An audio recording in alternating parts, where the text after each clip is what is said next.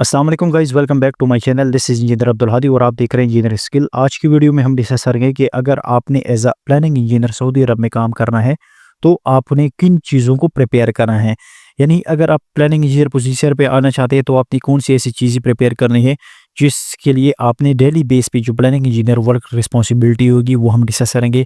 Mostly यहाँ मैं जितनी भी डिस्कस करूँगा आरामको प्रोजेक्ट का डिस्कस करूँगा। अपने प्लानिंग इंजीनियर काम करना होता तो आपने कौन सी डॉक्यूमेंटेशन प्रिपेयर करनी है, कौन सी रिपोर्टिंग प्रिपेयर करनी होगी, हम वो डिस्कस करेंगे। स्टार्ट करते हैं अपने आज की इस वीडियो को। सबसे पहले हम डिस्कस करेंगे आपका फर्स्ट पॉइंट जो है वो प्रोजेक्ट लाइफ साइकिल। आपको एज ए इंजीनियर यानी प्लानिंग इंजीनियर डिपार्टमेंट में आना चाहते हैं तो आपको प्रोजेक्ट लाइफ साइकिल का पता होना चाहिए। प्रोजेक्ट लाइफ साइकिल का मतलब ये है कि प्रोजेक्ट के हमारे पास डिफरेंट स्टेजेस होते हैं, जिसमें फर्स्ट में हमारे पास है इनिशिएशन स्टेज है, सेकंड हमारे पास है प्लानिंग है, थर्ड हमारे पास एग्जीक्यूशन है, फोर्थ हमारे पास है मॉनिटरिंग एंड कंट्रोल, फिफ्थ हमारे पास है project close out.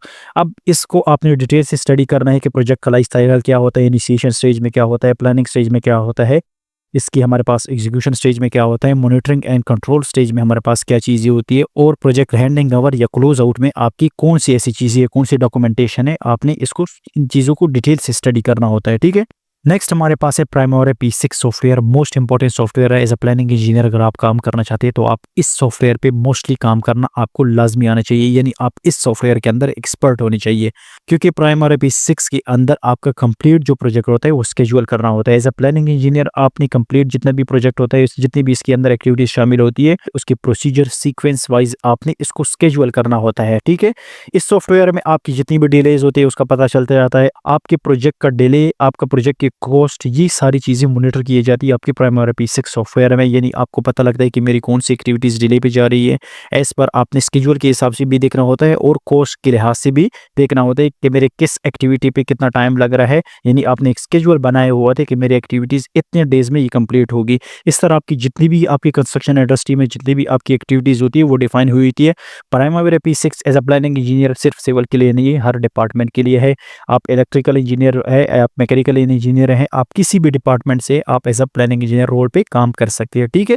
Software primary P6 most important है। इसमें मोस्टली ये चीज़ होती है कि अपनी पूरी प्रोजेक्ट को स्केड्यूल करना होता है।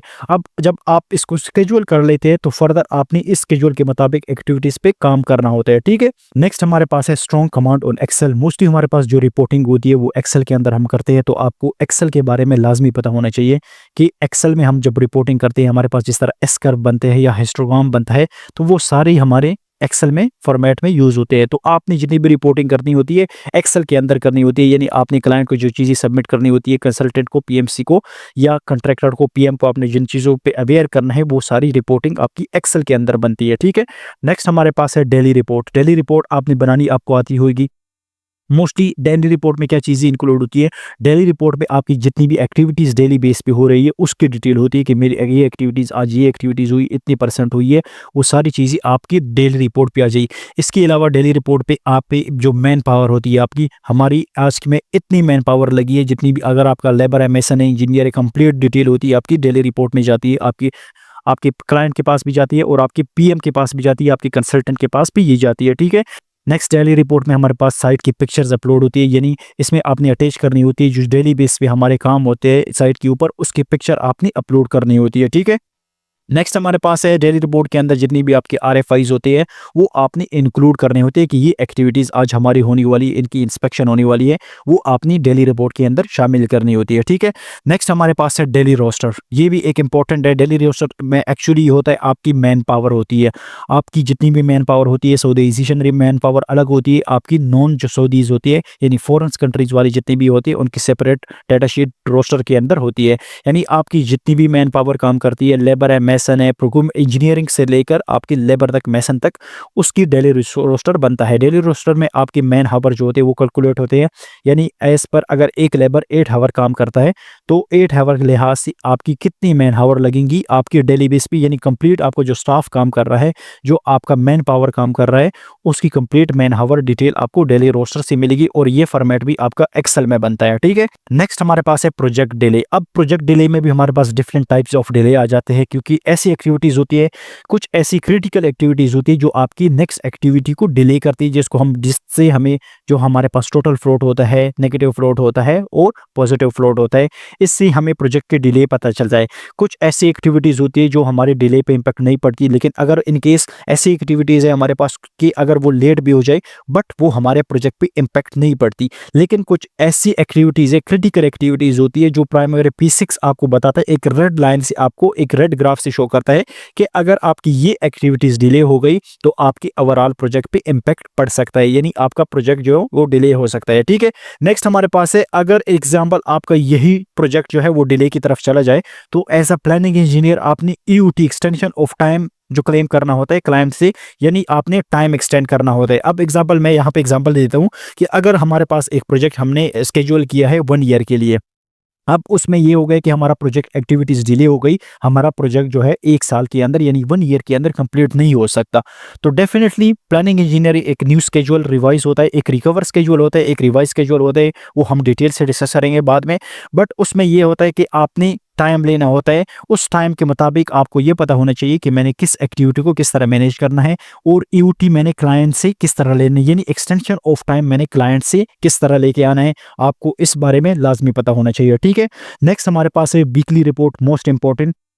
मोस्टली जो होता है वीकली रिपोर्ट जाती है और अगले दिन आपकी वीकली रिपोर्ट की मीटिंग होती है, यानी आप एक दिन वीकली रिपोर्ट को सबमिट कर लेते हो, अगले दिन आप क्लाइंट के साथ प्रेजेंटेशन देते हो, यानी उस वीकली रिपोर्ट के बारे में बताते हो, जो एक्टिविटीज़ डिले हो गई, किस वजह से डिले हो गई, ये सारी चीज़ें आप वीकली रिपोर्ट में डिफाइन करोगे। और अगले दिन जब आप मीटिंग के अंदर होते हो, यानी क्लाइंट के साथ मीटिंग करते हो, तो आपने इस चीज़ को डिफाइन करना होता है। अब हम डिस्कस करेंगे कि वीकली रिपोर्ट में हमारे पास कौन सी चीज़ें शामिल होती है।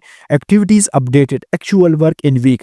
वीकली रिपोर्ट में मोस्टली हमारे पास क्या होता है, आपका हमारे पास PMS शीट होता है, प्रोग्रेस मेजरमेंट शीट होता है। इसमें हम जितनी भी एक्चुअल वर्क होता है वीक के अंदर वो हम अपडेट करते हैं। सेम यानी प्रोग्रेस मेजरमेंट शीट है, उसके अंदर भी आपने अपडेट करना होता है और प्राइमरी P6 के अंदर भी आपने वीकली बेस पे उन एक्टिविटीज़ को अपडेट करना होता है। ठीक है, इसमें ये होता है कि आपकी जो एक्चुअल वर्क हो रहा है वीकली के अंदर वही आपने अपडेट करना होता है। ठीक है, नेक्स्ट हमारे पास है वीकली मैन पावर। अब ये वीकली जो रिपोर्ट होती है, ये सारी चीज़ें इसके अंदर वीकली रिपोर्ट हमारे पास प्रोग्रेस मेजरमेंट शीट जो होती है उसके अंदर ये सारी चीज़ें एक दूसरे के साथ लिंक होती है। अब वीकली मैन पावर आपकी कितनी लगी है उसकी डिटेल, इसका प्रॉपर एस कर्व बनता है और हिस्टोग्राम बनता है, वो भी अपनी वीकली रिपोर्ट के अंदर शो करना है क्लाइंट को। थर्ड हमारे पास है वीकली प्रोग्रेस।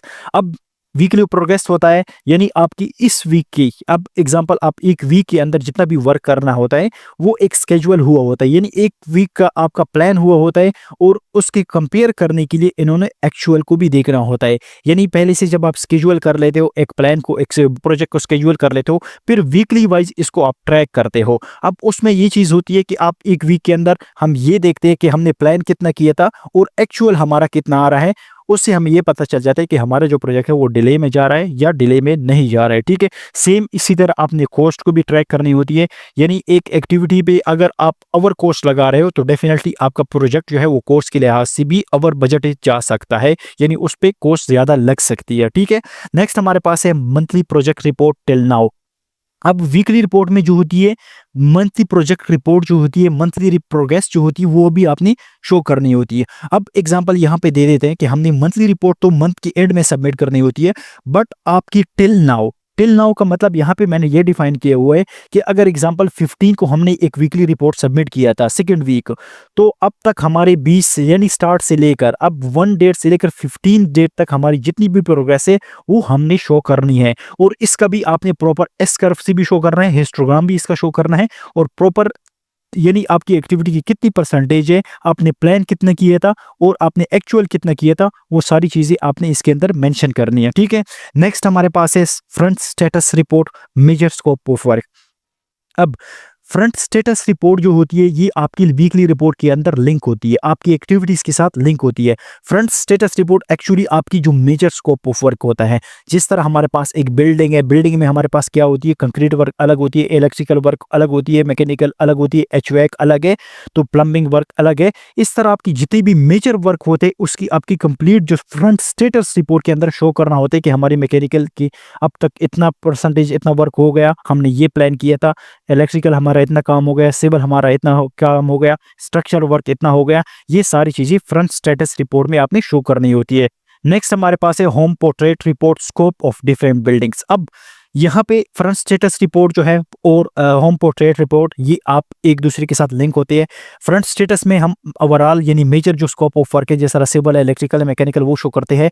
अब होम पोर्ट्रेट में हमारे पास अगर एग्जांपल एक प्रोजेक्ट के अंदर डिफरेंट बिल्डिंग है, वो आपने शो करने होते हैं कि हमारी इस बिल्डिंग की ये एक्टिविटीज इतनी हो गई और इस बिल्डिंग की इतनी हो गई। क्योंकि आपकी दोनों बिल्डिंग जो है, अगर एग्जाम्पल 2 बिल्डिंग है, वो सेपरेट नहीं जा सकते, एक जैसी नहीं जा सकते, तो डेफिनेटली आपने दोनों प्रोजेक्ट की दोनों बिल्डिंग को सेपरेट शो करना होता है। ठीक है, नेक्स्ट हमारे पास है overall summary construction plus procurement. ठीक है, यहाँ पे समरी मैंने मिस्टेकली लिख लिया।